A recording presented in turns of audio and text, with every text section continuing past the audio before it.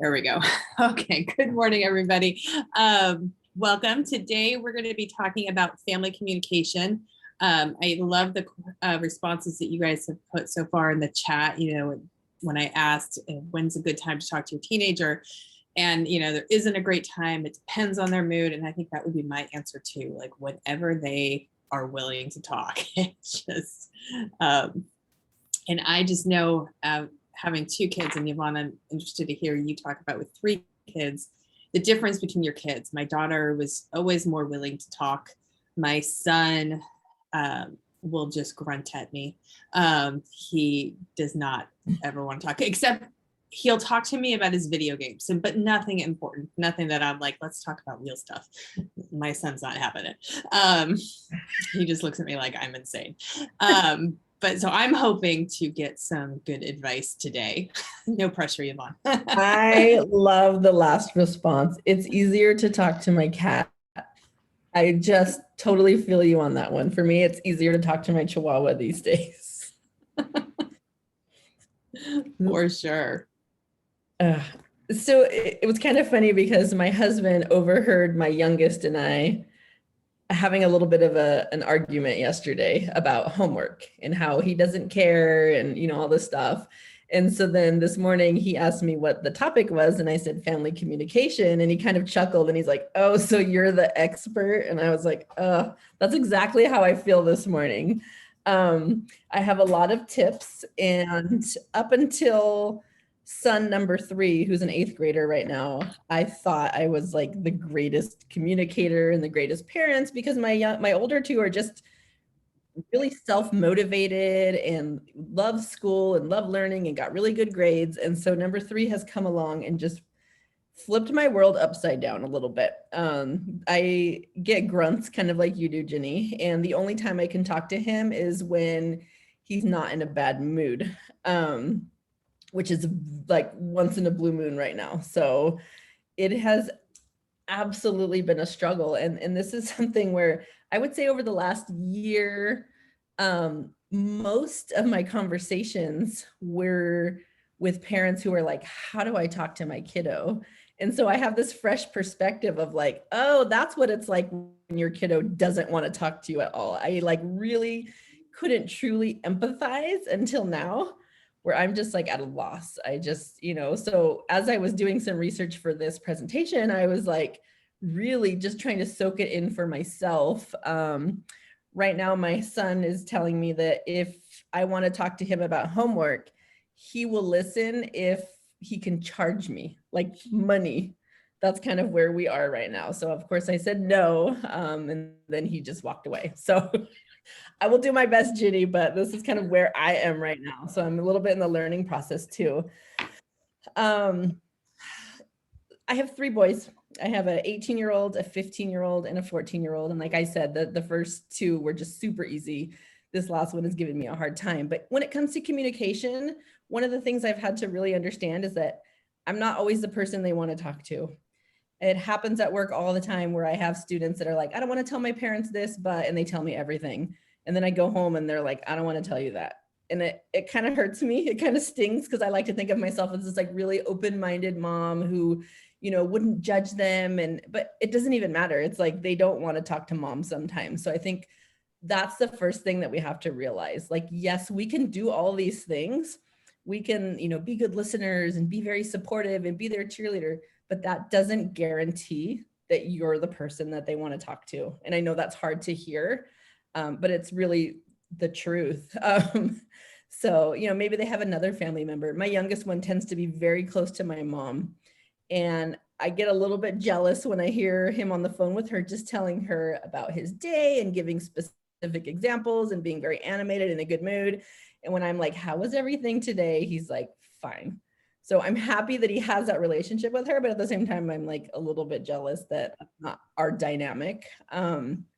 So I'm just going to give some tips, and we can just kind of discuss the different sections, because I know that every child is different. Some of these things are going to work for your kiddo, some of them are not. But the first one is just, you know, we say it all the time and it sounds so cliche, but just be a good listener. Just be, you know, give them a space where they're able to share. And when it comes to listening, when I reflect on my own parenting and even the parenting of my mom, as much as I've tried to be a good listener, I feel like I'm always planning in my head what I'm going to say next. I'm planning my response. I'm not truly listening. And so listening is something where what I like to call like active listening. So like I'm really listening to them. I'm asking follow-up questions. I'm keeping my opinions to myself. I know I've mentioned this strategy a lot of times and it really, really works. And when I do family counseling, I offer the same strategies. But when your kiddo starts to talk, this is a huge opportunity for us. This is like the crossroads of whether they're going to shut down or keep talking. And one of the things I tell my kids still to this day is, do you want me to listen? Do you want me to give you advice, or do you want me to be mad with you? My kids always just say, listen. Sometimes, like the other day, my youngest one said, I want you to be mad at my English teacher with me. And I'm like, okay. And so that was really helpful because he felt like I was on his side, where I think a lot of times when we give advice, it's the opposite of what they're already doing. So it feels a little bit critical or judgmental. If you're curious about what's going on in your teen's life, ask direct questions. Sometimes you can just sit back and listen, but ask open-ended questions where they can't just give you one-word answers. It's like, how was your day? Fine. And that doesn't really work. And so one of the things too that I talk to teenagers about is, when you talk to your parents, what do you usually talk about? And the majority of them say grades. That's always the hot topic. And clearly, like, that's not what they want to talk about. And so I don't know if some of you were at this presentation that we did, but we did a life wheel. And basically what a life wheel is it's a kind of like a diagram that I make like a pie chart, and I split it into like 8 different sections. And each section is an important piece of your kiddo's life: recreation, family, friends, grades, environment, personal growth, religion, whatever the things are important to them. And when we do this life wheel, each student will mark on there how well that piece of their life is going. And, they'll say like, school's going bad, but my friendships are going good. My family's okay. My environment's usually clean and safe. And then when I ask them, of these 8 pieces of pie, how many of them do your parents ever ask you about?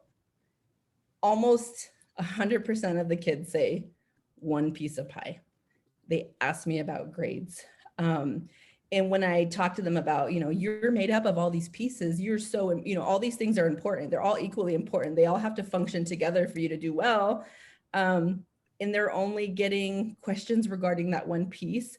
It really invalidates everything that they are, everything that they love, everything that they're passionate about, and gets them to shut down. Like, nobody really wants to talk about grades. If you're doing well, you might want to talk about them, but when your kiddos are not doing well, I think it's a big obstacle to put down if that's the only thing we're asking about. I'm guilty. Like, I'm totally guilty as charged. I don't know about you, Jenny, but I'm like, how's school? What do you have today for homework? I can't remember the last time I asked my youngest, like, who'd you hang out with today?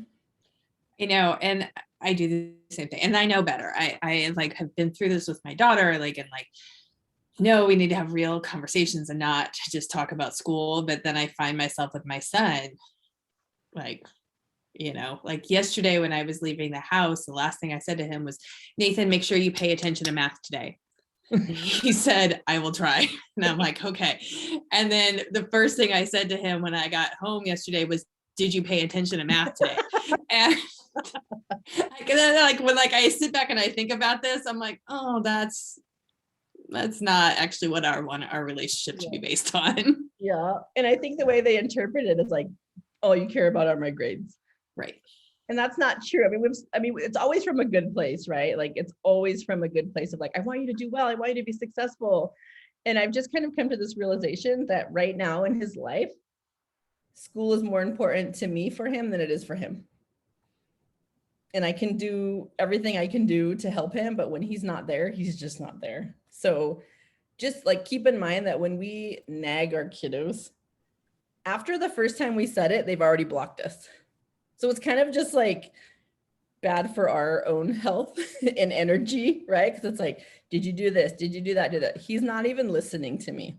So then when I overheard him on the phone with my mom's like, oh, what'd you learn in math today? And he's like literally telling her what he learned in math. And I was like, I think I just made him shut down. Like he doesn't want anything to do with me in school connected, right? And so I'm gonna try to be a better listener. And if, like my kiddos like yours were like, they just want to talk about video games.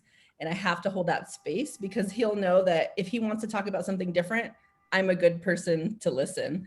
I'm gonna try to read these in the chat.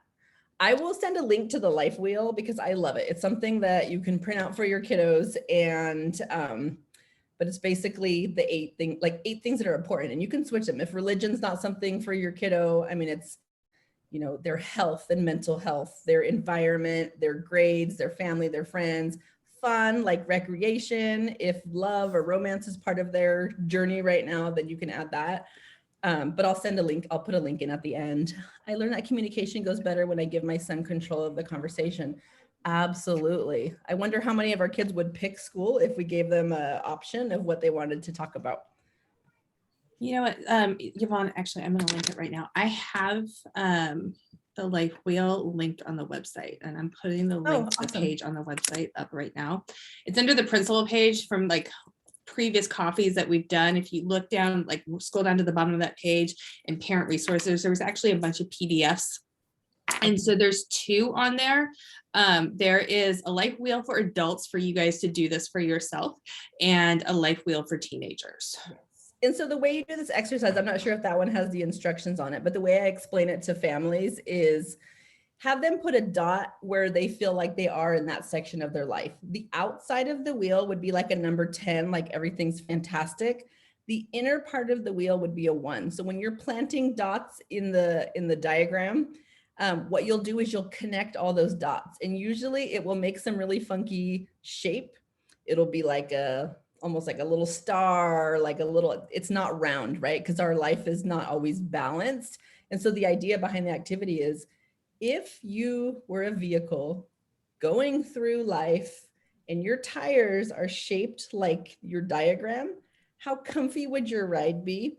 How well would you be able to function? And the idea behind that is, if your grades are at 100%, but your social life, your family relationships, your health are all downhill, that piece is not a standalone thing, right? You have to have balance, and you have to have all of these parts of your life to have a well-rounded tire to drive through life on. And that's the idea of the activity. So definitely do it for yourself, do it for your kiddo. And it's something with my clients that I'll do like once a month. And then it's a good way to give us goals, right? A good goals for, I noticed that if I focus more on my health, my wheel's going to round out a little bit more. So this week we're going to focus on exercising, getting sun, getting sleep, or whatever that is. So that's just a good activity to do, again, for yourself and for your kiddos.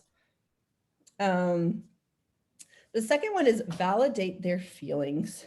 I have students who come in all the time and they're like, I'm struggling right now, but I know other people have it worse. So I feel guilty taking up your time right now because my problems are insignificant compared to other people. And so as parents, I think we kind of engage in that toxic positivity of like, oh, you're fine. Oh, this is okay. At least you don't have this going on. We invalidate what's bothering them in that moment. It's often our tendency to try to solve problems or downplay their disappointments. And that's something, again, that I am guilty of. I'm like, I know you're struggling and I know this is hard, but it's hard for everyone, right? You're not the only one struggling and you need to get it together and blah, blah, blah. And it's like, I'm not creating that space for my kiddo to give him like time to like not be okay or to not be sad. It's like, no, everybody's dealing with this. You're not special in this. And so I don't know if you've had that experience, Jenny, but it's like everybody's struggling. And I tend to like downplay. I really, and those of you that have more than one child probably can relate to this. I found that, I hate to say this, like you have a good kid and you don't want to say a bad kid, but kid that struggles more. And in our house, my daughter was always the good kid and my son's always the one that we've had to like be on more and like struggles more. And I really just missed a lot with struggles that my daughter was going through because she was a good one. And she knew she was the one. And I would always be like, oh, Hannah, like you are the easy child. You've got it all together.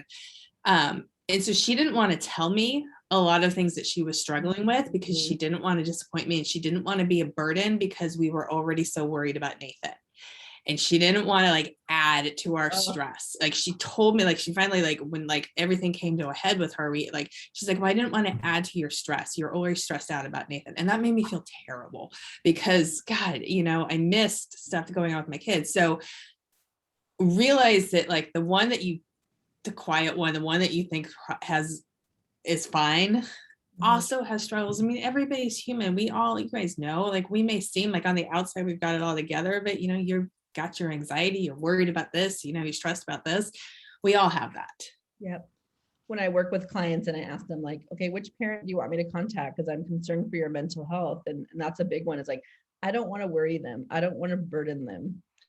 I don't want it to be another thing on their plate. Mom's already stressed. Mom has health conditions. And it's like, I'll always tell them like, moms are also not dumb. Dads either. Like they know when something's off. And if you leave them guessing, their imagination is going to be even worse than the reality. So let's, take the time to talk. It's like, as a parent, you want the best for your kid. And like you said, I had my oldest one, and I think around the same time your daughter was going through her stuff. I didn't even realize that my high schooler during the quarantine was severely depressed. Like he's fine. He's always in his room. He's working on his homework. He's fine. I was kind of hyper focused on my younger, and then come to find out he was really going through it. And I think it was the same thing of like, he knew I was dealing with the other one and didn't want to be a burden. And so, validating all the struggles, regardless of, which kiddo they are. Cause I never knew that, but now I'm like, I had two easy kids and one that's more spirited. Show trust. This is such a hard one. I have kids who have, pretty strict parents. And I think what they don't understand is sometimes when we're more tight on our kids, this is so cliche, but it's like, it's not that I don't trust you. It's that I don't trust the rest of the world. I don't know if you've ever said that to your kiddos. Like, it's not that I don't trust you, but there's bad people out there or whatever. Teens want to be taken seriously, especially by their parents. Look for ways to show that you trust your teen. Ask him for, or let him volunteer, let him do other things, let him prove to you that he can handle things. It's interesting when your kiddo turns 18 and then all of a sudden you have to trust that they're mature and that they're prepared for the world and that they're ready. And I never gave my oldest the opportunity to do that while he was living at home. Like I kind of like babied him, and so in some ways, I think he felt like I didn't trust that he was capable of doing a lot of things. And so trust your kids that you have raised competent, confident young people, that know how to make decisions. And I think when we micromanage, it makes them feel like we think they're dumb. We think they're not trustworthy. We think that they aren't capable of doing these things that, teenagers should be doing. Confidence is huge, and giving your kid opportunities to be independent helps them like develop that independence and confidence. My 18-year-old is in college now and he's living in a dorm, and he was the kid last year who didn't order food by himself, didn't really go anywhere alone, didn't initiate conversations with strangers. And I kind of overcompensated for him and kind of babied him. And last week I took him to the mall, and this sounds so silly, but now that I think about it, he was trying to buy new shoes. And the guy that worked there, my son was like, hey man, you think I could get a size 11 in the shoe? I've never heard him talk to a worker at a store. And I kind of think back now, like if I would have trusted him and pushed him and allowed him to do more things, I think he could have done this sooner. So I felt like almost like that trust of like, I don't think he can do it, so I'll do it for him. And now watching when he's forced to do it, like, I know it's different now that your daughter is like older too. Like you're probably seeing her just like be a completely different person. Oh yeah, she's got a full-time job, like standing school. I got home yesterday and she's like, oh yeah, I talked to the college counselor. She's like figuring out how to transfer to Sonoma State next year. Like she's like doing it all on her own. And I'm like, whoa, wow. Okay, good. Like excellent. Just giving them a little bit of space to do stuff. And it's like, wow, all of a sudden you've got these kiddos who can. I think it's hard to like, again, with my older two, they haven't really gotten into too much trouble or anything like that. But how do we show trust when our children have done something to break that trust? And that's a big conversation I have in family communication sessions where the kiddo has done something to get in trouble at school, right? And then the parent is automatically like, I'm moving you schools. You're never going to see your friends again. I'm going to homeschool you. And I totally understand that. And part of the work is helping teenagers understand that building trust takes time. So how do you repair that trust when it's been broken? You know, the rules that we lay down for our kids are because we want to keep them safe, right? And when they break that, it's like, how do we move forward? And I think that requires just really small steps. Like, you know, I tell teenagers, like, if you say you're going to be somewhere, and it might take time for mom or dad to see that you are capable of following the rules. You know, trust is a hard one. You know, like my youngest one, I tried to trust that he was doing assignments, and found out that he wasn't. He was turning in blank things on Google through his Google Doc or whatever. And so now he's very angry that I don't trust him. And I'm trying to like find that balance of like micromanaging and trust. Like, and I think that's been a big rift for us, as he's like, you don't trust me. And I'm like, well, how am I supposed to trust you when you did this in the past? And then he says like, well, this week I did turn in those assignments. Remember I showed you? And I'm like, okay. So just trying to like rebuild trust after it's been broken, I think is really difficult. But if we don't do that, they're going to shut down on us and not talk. Well, I think that's when like the family communication part is the most important, because you have to rebuild that trust. In order to rebuild trust, you have to have communication. You know, and I think we all know that. We tend not to think about that with our teenager, like, you know, like that parent-child relationship. But if you think of like any other relationship in your life where trust has been broken, how do you rebuild trust? Well, it's based on communication. And like you have to start communicating in order for that trust to rebuild. And so I think that when the trust has been broken and your teenager has gotten into trouble, you know, whether it was trouble at school or trouble with you because they weren't turning in, you know, or they didn't do something that you wanted them to do, that's actually, I hate to say it, that's a time to take advantage of, because it's when your teenager is pretty vulnerable and they feel pretty bad, and they want, because teenagers never want to disappoint their parents. I mean, I've worked with teenagers my entire career, and there's like one constant, no matter like, and I've been doing this for over 20 years. So like the constant with teenagers is they never want to disappoint their parents. So if they have disappointed you, they're going to want to make up for that. And I think that's really the time to like take advantage of and be like, okay, we have to communicate. When I talk to you about, like, when I ask what's going on, I need you to tell me. And like setting up like a routine of communication. One thing I'm going to link in here for you guys. Hold on, I made a copy of it. Put it in the chat. So this is something that worked for my family. This isn't the exact word wheel that we used, but it's pretty close. So it's an emotion word wheel. And one thing that we had to do as a family, where our family communication had broken down, my daughter didn't tell us about the severe depression that she was exhibiting and dealing with. And so one thing that we really had to work on as a family was our family communication. And so an agreement that we made was that every night at dinner, we would use this wheel, and we had it just like printed out on our dining room table. And each one of us would like look at the wheel and pick a word that described how we felt that day. And so sometimes it was positive because we had a really good day. And then sometimes it was a negative word because we had a really bad day. And so we would just kind of talk about it. But having this piece of paper and having something to refer to made it a little bit easier. And because we kept it on our dining room table, it like kept the routine. Like this was our agreement that we were going to do this. Do we still do it? No, we probably should. I'm like looking at this. I'm like, oh, we need to get back to that. Yeah. But we really like religiously did it for a good couple months, and it really did make a difference. Yeah, because if you think about how, if you ask your kiddo how they're doing and they say okay, and look at all these other options, right? To be more specific. And a lot of times you just don't really have the words to express how you're feeling that day. Oh, fine. But it's like when you look at that wheel, it's like, oh, not only am I happy, but when I look in the rest of the words, it's like, oh, I felt accepted today at school or whatever. I think that's great. I think that's giving tools to be able to express. That's the hardest part, is like, how do I really share my feelings with my family? The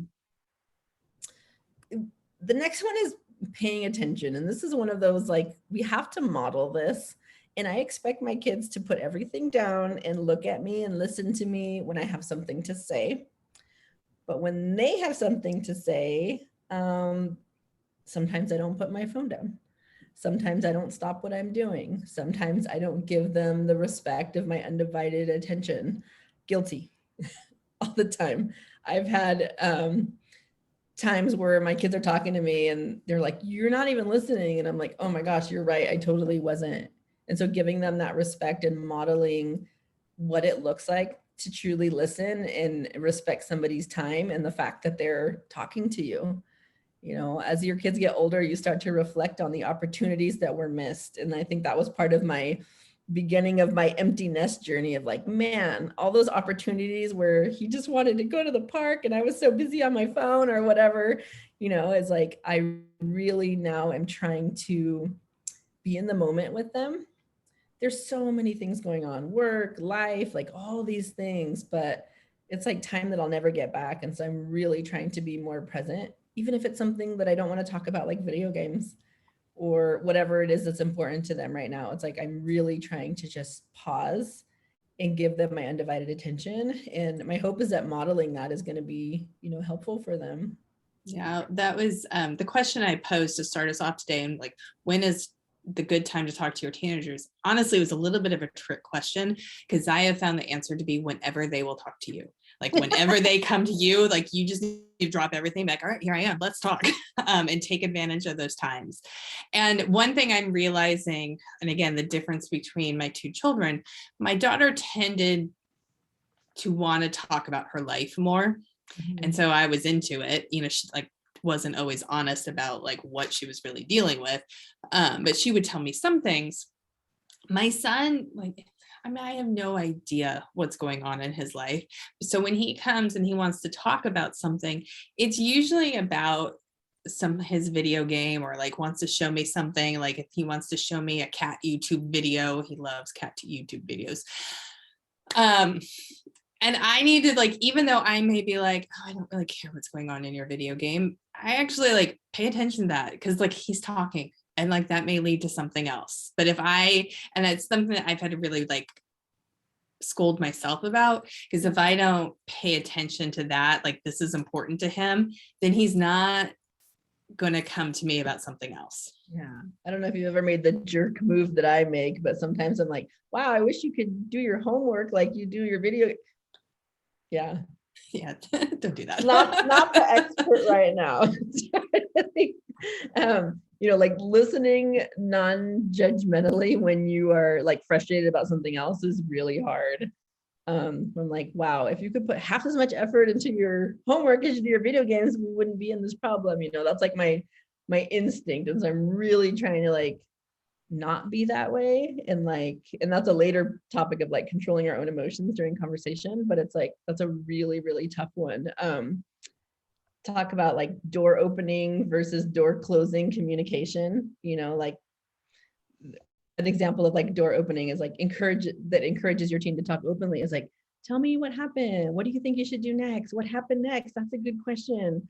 Door closers, they make your teen reluctant to open up, which would be like, oh, why can't you do your homework like that? Or why are you asking me that? Or I don't want to hear that kind of talk, or so what? Or that's not that big of a deal. Or you should have been focusing on school during that incident anyhow. Those are door closers. And so again, even if it's something that doesn't feel significant, it just kind of sets that precedence that I am the person that listens to you, so that when something important comes up, they know that they can trust that you're the person that's going to listen.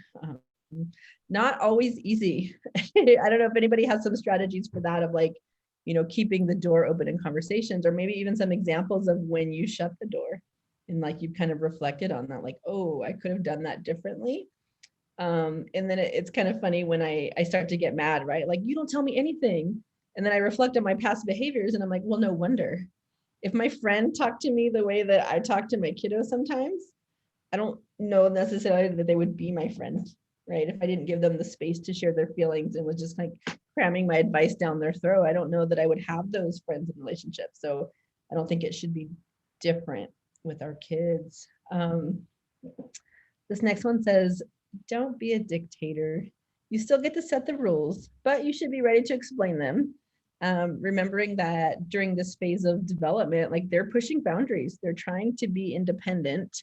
It might come off as defiant, but it really is them just pushing the boundaries and learning how to be independent.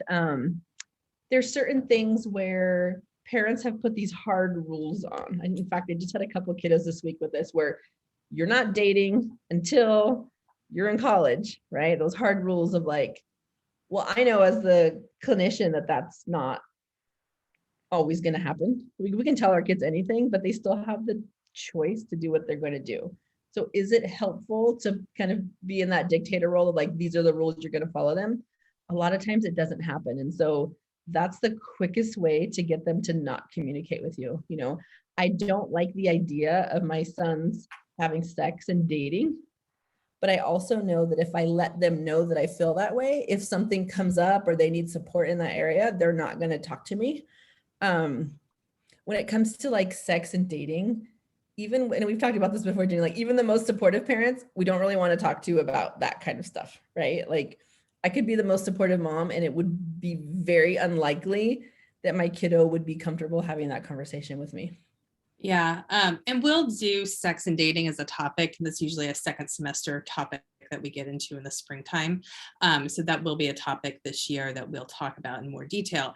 I just, from my own personal experience, my mother, like, just, it was kind of like this expectation that like, oh, you are not going to have sex before marriage. And like that, like, just this hard, like, that's my expectation. And so I never could talk to her. I just knew I just like never could talk to her about sex, dating, anything that I was going through. I like my mom, I just couldn't talk to her. Still to this day, haven't talked to her about it.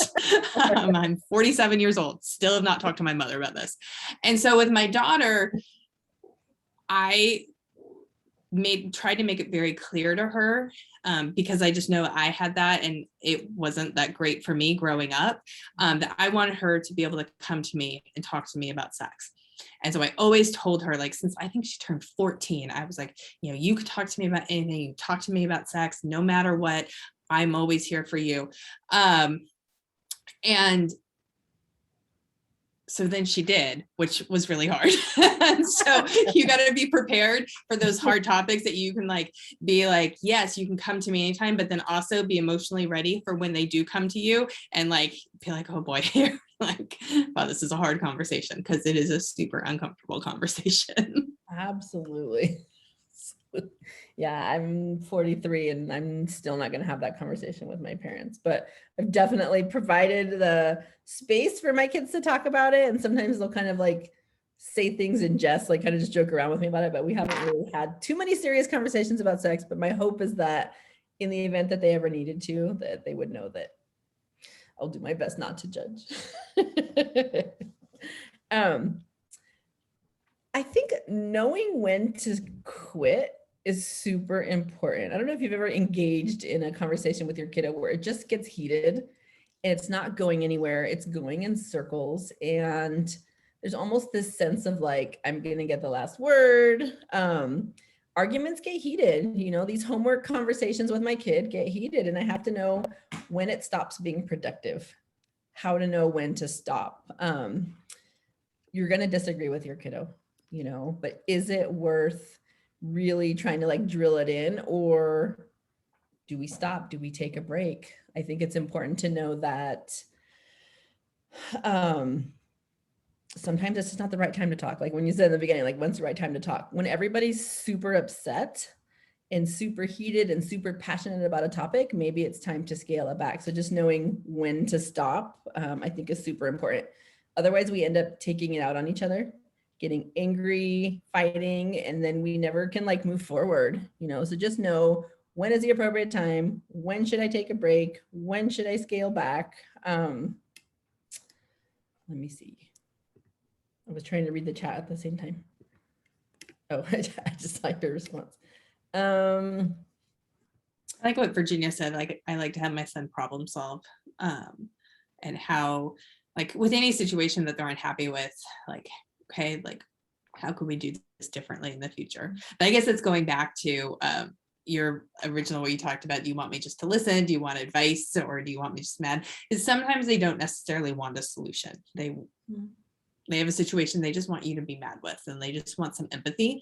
That may lead to a little bit later, after they have some time to get that mad, like get that off their chest, then they're ready to like problem solve and be like, okay, how do we like avoid this in the future? A lot of times, I mean, that's true for everybody, right? When you're really hot and like upset about something, you don't necessarily want to think about it calmly and like how to change it in the future. You just want to be mad for a minute. Mm-hmm. Absolutely. Yep. And I always tell my sons, like, this is the perfect opportunity, because when you grow up, you're going to have people that you don't like, that you don't work well with, that aren't flexible. And so now is a perfect time to like practice, practice all of that. Man, this one makes me like, all of these, as I go down the list, I'm like, oh, I need to do better. This one is give praise. I'm not that good at that lately. I feel like, you know, we said like all the conversations right now have been about school, you know, and there have been some improvements with my son and like getting his homework assignments in. And I probably haven't praised him for that. You know, it's like I have these expectations of him and I'm so hyper focused on them that I'm not even acknowledging the baby steps that he's taking to get there, right? Parents tend to praise children more when they're younger. You know, think about your kid when they start walking and we're like clapping and we're cheering and we're all excited when they're doing something new, when they're learning something. But as they get older, it's like we expect all these things from them and they still want to be validated. I mean, think about us, like we want to have praise at work. You know, we get like more motivated or excited or whatever we're doing when somebody tells us we're doing something well. How, you know, what was the last thing that you've told your kiddo that they're doing well? I'm trying to think. I don't even, oh, actually, yesterday I told my kids, I said, you know, you guys have been doing a really good job getting up in the morning so that I'm not like yelling and screaming to get us out the door. You guys have been doing really well at waking yourselves up and being ready and out the door when we're supposed to leave. That was probably like the first thing that I've praised them about in a long time. I don't know about you, Jenny, if you've thought of any, if you've given praise to your son, maybe it was something little that he's done differently. Yeah, I have praised him. It does tend to always be about school stuff though. So I probably need to branch out a little bit. But you know, when he like a couple of weeks ago, he had to do this presentation in front of the class, and you know, he has anxiety, and that's always something we've been a little bit worried about. But his teacher emailed us, they're like, oh, he did a great wejob. And so we were like, Nathan, you're so proud of you. And you can just tell like he was like super pleased with himself. So, but I do need to probably praise him more about stuff besides just school. Yeah, that's a hard one. I know when kids come and talk to me, I'm always like, oh, I would, you know, in my mind, I'm like, oh, I wish your parents talked to you more about other stuff too. And then I'm looking in the mirror right now and I'm like, oh my gosh, I think that's just natural. Like we want them to do well. We want them to be well. And we get like hyper focused on those things that we know are going to help them in the future. But like, we also want to make sure that we're helping them in the now. How many people eat dinner together as a family? This is something that I was like super good at when my kids were young. We would like sit at the table. We would have like conversations, we do all these things. It's not really something that we do much anymore. Because one of the things is like, if you can sit together for a meal, it's a great way to stay close. That would be something that I would encourage, but I know it's hard, right? We're all busy. We all have different schedules. So if you could do that, just take some time or find that special time. But I know kids are like so busy with homework. A lot of times they're just kind of locked up in their room. We get home and we kind of all disperse into like different spaces. I go in my room, they go in theirs, I'll come out, we'll eat dinner, and then that's kind of it. So something just to, food for thought if you can spend that. Yeah, and maybe it's one thing because this has been a struggle for us this year. I mean, part of it, my daughter is in college. She's still living at home, but she is taking like college classes. They're online. And so she'll be locked in her room. Her classes are in the evening. So she's like in a class and like it's dinner time. So we've been really struggling with finding time with that. And so I think my compromise is like one day on the weekend, like it's probably going to be Sunday, like Sunday evening dinner. Like that's like at least one day a week where we have a family dinner all together. Absolutely. Yeah. I think for us right now, it's like Thanksgiving and Christmas. That's kind of what we're working with right now as far as that.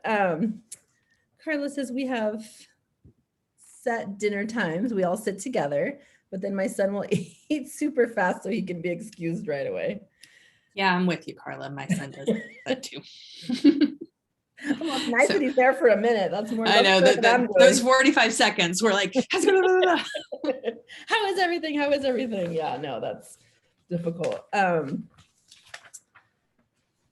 last one here is, it says, be observant. It's normal for our kids to go through changes and they're maturing and they're different, but it's really good to just kind of pay attention to any significant changes that you're seeing. If they are in their bedroom all the time, and that's something that they weren't normally doing before, definitely something to check in on. I feel like our behaviors at home, there's so many indicators that things are not okay.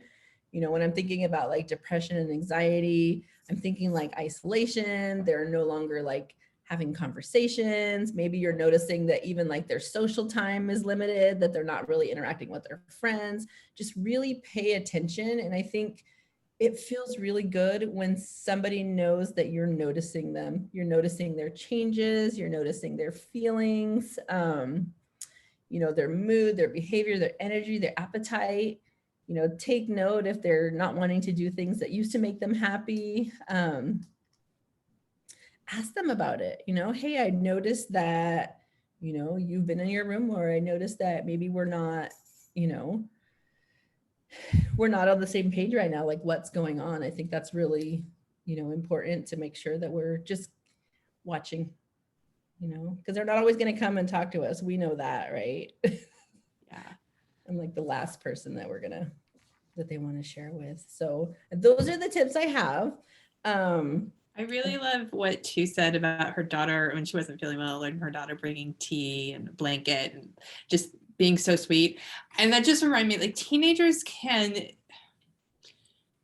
as parents of teenagers, we all know teenagers can be difficult, but they also can be amazing. I love this age. I've spent my whole career working with teenagers, and I love teenagers because they can be amazing.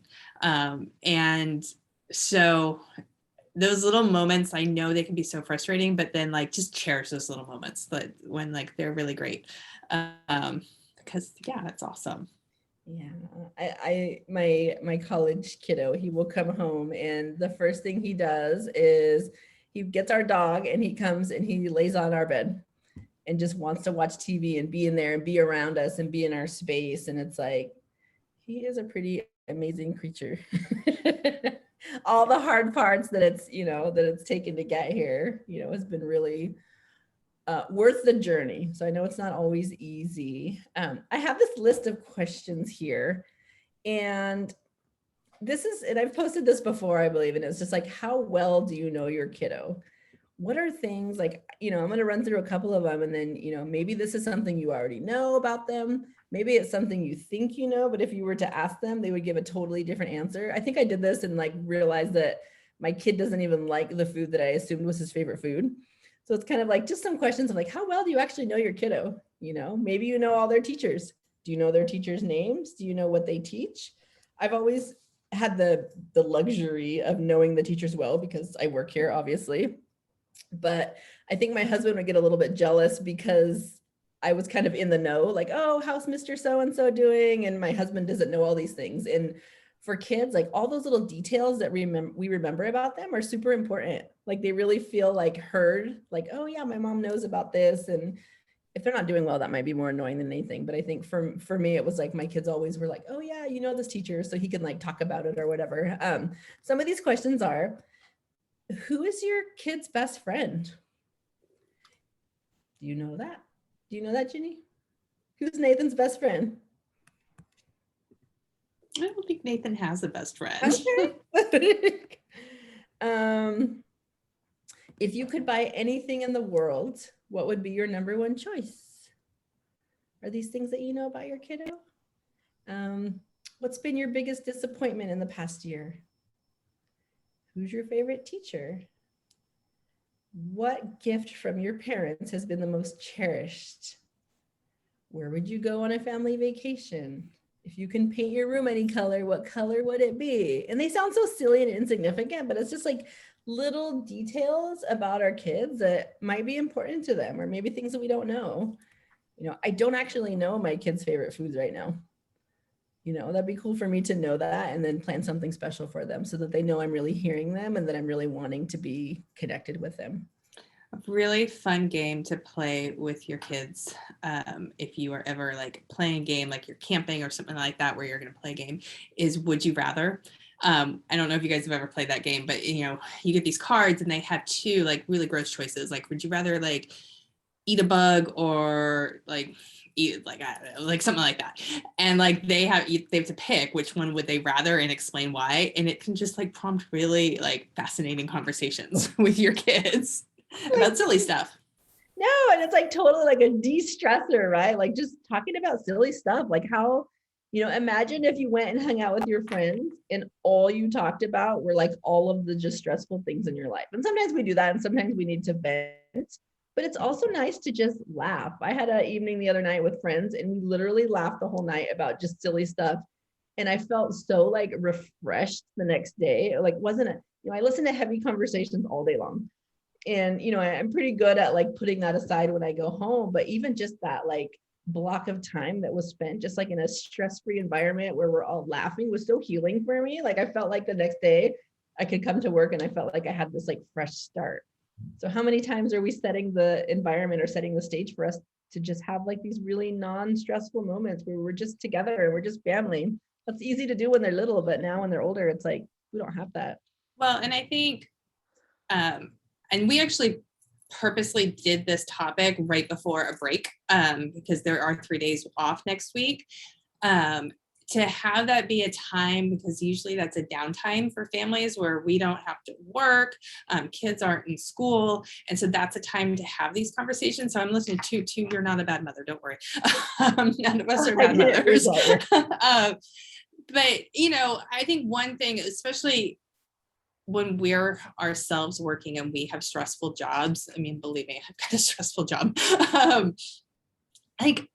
I think having, just kind of sharing, like, you don't have to dump all of your problems on your kids, but being like, oh, it's such a stressful day. This is what I'm going to do right now to take care of myself. Mm-hmm. And then asking your kid, did you have a stressful day? What are you doing to take care of yourself? And so hopefully encouraging them to relieve a little bit of their stress and do a little bit of self-care.